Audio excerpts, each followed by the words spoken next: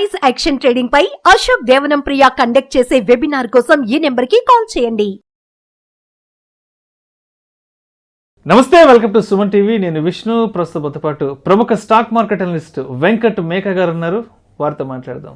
Sir నమస్తే. Sir Venkat గారు. నమస్తే అండి. సార్ వెంకట్ గారు, చాలామంది స్టాక్ మార్కెట్లో పార్టిసిపేట్ చేయాలి, మార్కెట్ నుంచి మంచి రిటర్న్స్ తీసుకోవాలి అనుకుంటుంటారు.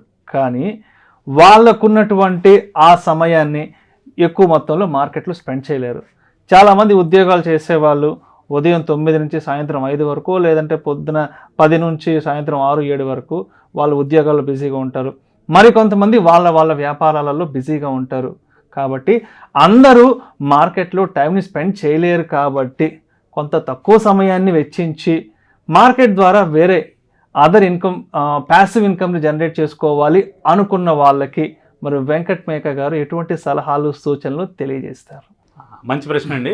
చాలా మంది కూడా మార్కెట్లో ప్యాసివ్ ఇన్కమ్ కోసం ఎంటర్ అయ్యే వాళ్ళు ఎక్కువ ఉన్నారు. ఇవాళ రోజున చూస్తూ ఉంటే జాబులు ఎంత హెక్టిక్గా ఉన్నాయో అందరికీ తెలిసిందే.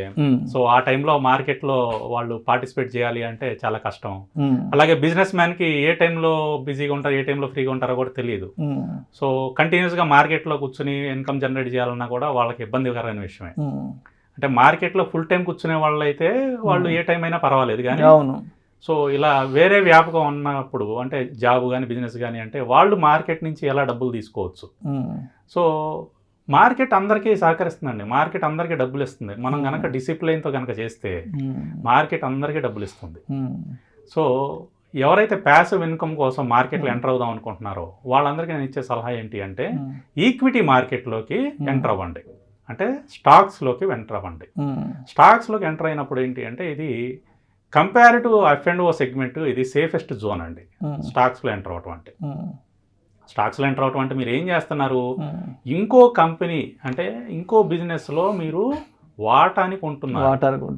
వాస్తవంగా జరిగేది అది. స్టాక్ బై చేయటం అంటే ఏంటి, ఇంకో వ్యాపారంలో మీరు పెట్టుబడి పెడుతున్నారు, భాగస్వాములు అవుతున్నారు.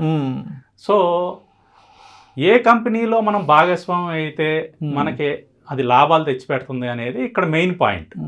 సో దానికి టెక్నికల్ నాలెడ్జ్ ఏమీ లేదు, నాకు ఎనాలిసిస్ చేయడానికి టైం సరిపోవటం లేదు, లేకపోతే ఇది నేర్చుకోవాలి అంటే కొంచెం కష్టం, నా ప్రొఫెషన్ వేరే ఇది వేరే ఉంటుంది ఎలా అనుకునే వాళ్ళందరికీ చిన్న చిన్న సింపుల్ టెక్నిక్స్తో కూడా మనం సలహాలు, అంటే ఎవరి సలహాలు తీసుకోకుండా మనం ఓన్గా చేసుకోవచ్చు అండి. ఇప్పుడు రియల్ ఎస్టేట్లో కూడా పెట్టుబడి పెడతారు. రియల్ ఎస్టేట్లో పెట్టుబడి పెట్టే వాళ్ళందరికీ ఆ ఏరియా మీద అవగాహన ఉండే పెడుతున్నారా? లేదు కదా. ల్యాండ్ గురించి తెలియదు, అక్కడ ఏం జరుగుతుందో తెలియదు, అయినా కూడా పెట్టుబడులు పెడుతున్నారు చాలా. సో పెరుగుతుంది. అలాగే ఇక్కడ అంటే చిన్న పాయింట్లు 4-5 తెలిస్తే దాన్ని బేస్ చేసుకుని పెడుతున్నారు. అలాగే ఇక్కడ కూడా ఏంటంటే, మనం స్టాక్స్లో పెట్టుబడి పెట్టడానికి ఒక సింపుల్ టెక్నిక్ చెప్తానండి. ఇక్కడ దీంట్లో మనకి ప్రతిరోజు కూడా మార్కెట్లో మనకి స్టాక్స్ ట్రేడ్ అయ్యేవి కొంత వాల్యూమ్ జరుగుతూ ఉంటుంది. అది 10 లక్షలు అవ్వచ్చు, 10 కోట్లు అవ్వచ్చు, కొంత ప్రతి స్టాక్లోనూ కొంత వాల్యూమ్ జరుగుతూ ఉంటుంది. ఆ జరిగే వాల్యూము 2 రకాలుగా డివైడ్ అయ్యి ఉంటుందండి. ఒకటి వచ్చేసి ట్రేడింగ్ వాల్యూమ్ అంటారు, రెండోది వచ్చేసి డెలివరీ వాల్యూమ్ అంటారు.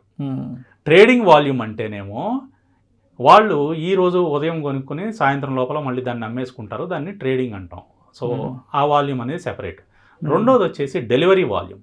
డెలివరీ వాల్యూమ్ అంటే వాళ్ళు ఈరోజు కొనుక్కుంటే దాన్ని వాళ్ళు డీమ్యాట్ అకౌంట్లో హోల్డ్ చేసుకుంటారు, ఉంచుకుంటారు అనమాట. ఆ స్టాక్ని డెలివరీ తీసేసుకున్నారు పొజిషన్.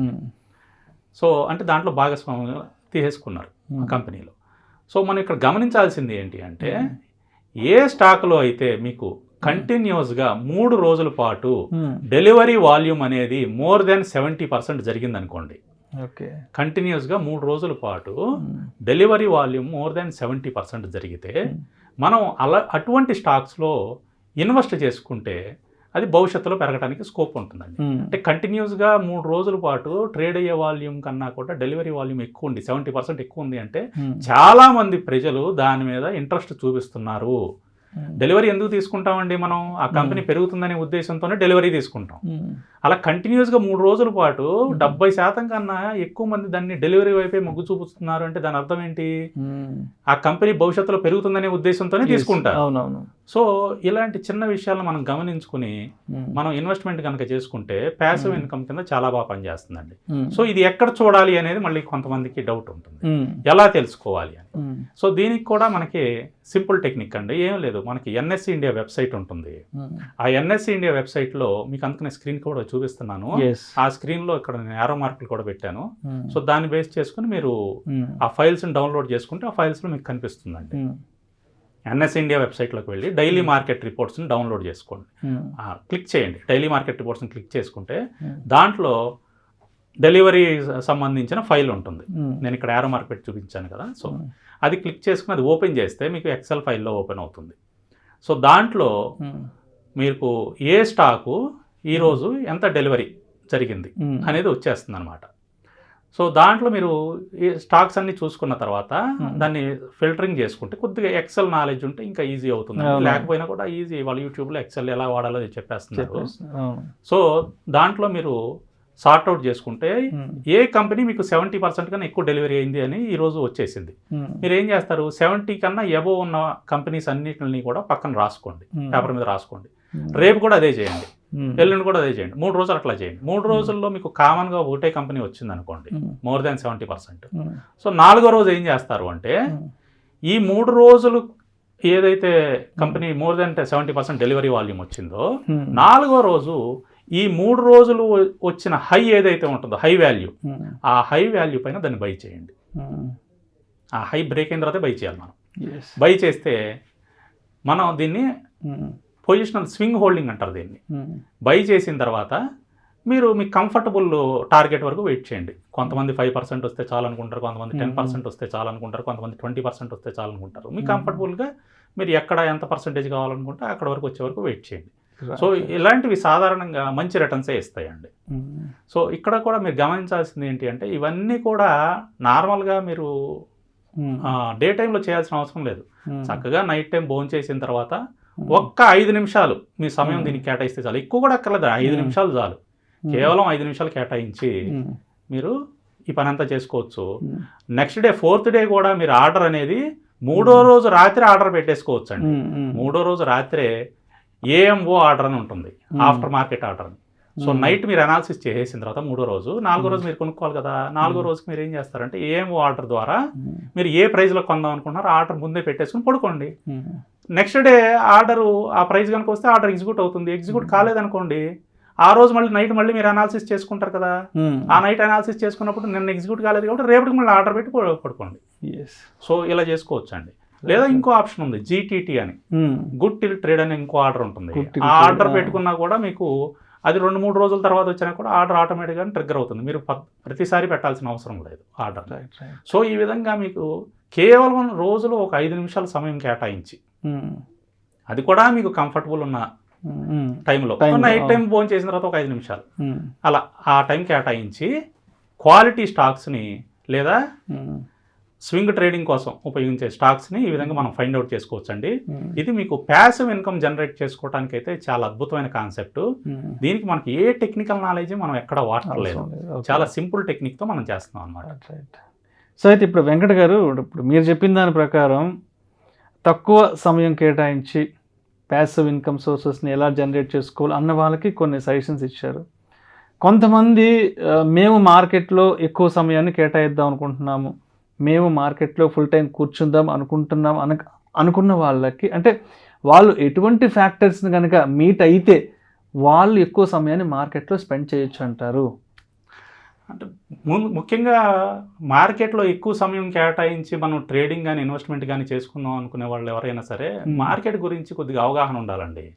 అది వాళ్ళు సొంతగా నేర్చుకోవటం కానీ బయట ఎక్కడన్నా నేర్చుకోవటం కానీ చేసి వాళ్ళు మార్కెట్కి సంబంధించిన విషయాలన్నిటి మీద అవగాహన ఉంటే అప్పుడు ఫుల్ టైం కేటాయించుకుని ఫుల్ టైం దీంట్లో ఉన్న అన్ని రకాల కాన్సెప్ట్స్ ఏవైతే ఉన్నాయో మనకు అన్ని రకాల సెగ్మెంట్స్ వాటిల్లో వాళ్ళు ఐదర్ ట్రేడింగ్ కానీ ఇన్వెస్ట్మెంట్ కానీ చేసుకోవచ్చు అండి. అయితే చాలామంది ఏం చేస్తుంటారంటే ఇప్పుడు మార్కెట్లో ఇన్వెస్ట్మెంట్స్ చేయడానికో ట్రేడింగ్ చేయడానికో బయట నుంచి డబ్బులు తీసుకొచ్చి మార్కెట్లో పెడుతుంటారు, లేదంటే ఫ్రెండ్స్ దగ్గర తెలిసిన వాళ్ళ దగ్గర అప్పులు తీసుకొచ్చి పెడుతుంటారు కదా. ఇటువంటి వాళ్ళకి మీరు ఏం చెప్తారు? అసలు పొరపాటును కూడా అటువంటివి చేయొద్దండి. అప్పు తీసుకొచ్చి లేదా ఫ్రెండ్స్ దగ్గర అప్పు తీసుకొచ్చి కానీ బ్యాంక్ లోన్ తీసుకుని కానీ కొంతమంది పర్సనల్ లోన్ కూడా తీసుకుంటుంటారు సార్. అవును, కొంతమంది గోల్డ్ లోన్ తీసుకుంటుంటారు. సో ఇలాంటివి అన్ని తీసుకొచ్చి వాటిని ఇన్వెస్ట్మెంట్ కోసం ఉపయోగించొద్దండి. అది కూడా ఇది ఇన్వెస్ట్మెంట్ కూడా కాదు, యాక్చువల్గా ఇది చెప్పాలంటే స్పెక్యులేటివ్ కైండ్ ఆఫ్ థింగ్స్ కి మనం అప్పు తీసుకొచ్చిన డబ్బుతో పొరపాటును కూడా చేయకూడదు. మన దగ్గర ఏదైతే సేవింగ్స్ ఉంటాయో ఆ సేవింగ్స్ని మాత్రమే దీన్ని యూజ్ చేయాలి. సో మనకున్న అంటే మనకి ఏదైనా ప్యాసివ్ ఇన్కమ్ సోర్సెస్ అలాంటివి ఉండి మన దగ్గర ఏదైనా ఎక్స్ట్రా ఇన్కమ్ ఉంటే కొంత ఎక్కువ సమయాన్ని మార్కెట్లో కేటాయించుకోవచ్చు అంటారు. అవునండి, correct. Right, thank you so much Venkat మేక గారు. కేవలం 5-10 నిమిషాల సమయాన్ని కేటాయించి స్టాక్ మార్కెట్ ద్వారా ప్యాసివ్ ఇన్కమ్ సోర్సెస్ని ఏ విధంగా జనరేట్ చేసుకోవచ్చు అనే దాని గురించి చాలా చక్కగా మేము విశ్లేషణ తెలియజేస్తారు. Thank you so much sir. Thank you అండి. ప్రేక్షకుల విజ్ఞప్తి, ఈ వీడియోలో ప్రస్తావించబడిన అంశాలు కేవలం ప్రేక్షకులకు అవగాహన కొరకు, ఇన్ఫర్మేషన్ కొరకు, ఎడ్యుకేషన్ పర్పస్ కొరకు మాత్రమే. వీటి గురించి ప్రస్తావించబడింది. పెట్టుబడులు పెట్టే ముందు మీ అడ్వైజర్ని సంప్రదించి మాత్రమే తుది నిర్ణయం తీసుకోగలరని మా మనవి. నమస్తే. సుమన్ టీవీలో మీ పర్సనల్ అండ్ బిజినెస్ ప్రమోషన్స్ కోసం కింది నెంబర్కి కాంటాక్ట్ చేయండి.